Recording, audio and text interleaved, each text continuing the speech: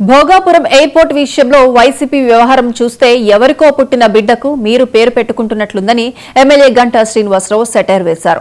ఒకప్పుడు భోగాపురం ఎయిర్పోర్ట్ గురించి జగన్ కేసులు వేస్తాం దండుగా అంటూ అన్న మాటలు మర్చిపోయినట్లున్నారని అన్నారు. అధికారంలో ఉంటే ఒకలా, ప్రతిపక్షంలో ఉంటే మరోలా మాట్లాడడం ఆయన నైజమని విమర్శించారు. మాటలు మార్చడంలో జగన్ దిట్ట అంటూ గంటా శ్రీనివాసరావు ఎద్దేవా చేశారు. అప్పుడు నేను మంత్రిగా ఉన్నాను, ప్రత్యేకించి విజయనగరం జిల్లా ఇన్ఛార్జి మంత్రిగా కూడా ఉన్నాను. ప్రధానంగా ఈ భోగాపురం ప్రతిపాదన వచ్చిన దగ్గర నుంచి కూడా ఆ భూసేకరణ ఏదైతే ఉందో అది ముఖ్యమంత్రి గారి ఆదేశాల మేరకు స్వయంగా నేనే దాన్ని పర్యవేక్షించడం జరిగింది.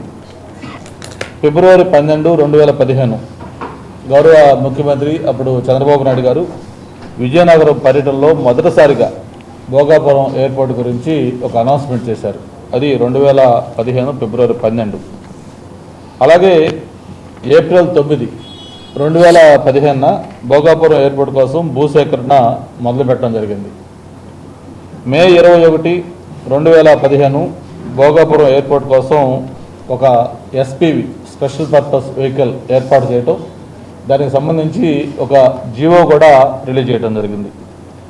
అలాగే జూన్ 23, 2015 భోగాపురం ఎయిర్పోర్ట్ ప్లాన్కి ఏదైతే ఎయిర్పోర్ట్స్ అథారిటీ ఆఫ్ ఇండియా ఉందో అది వాళ్ళు అనుమతి ఇవ్వడం జరిగింది. అదే జూలైలో 2016లో ఈ ఆర్ఎఫ్పి అంటే రిక్వెస్ట్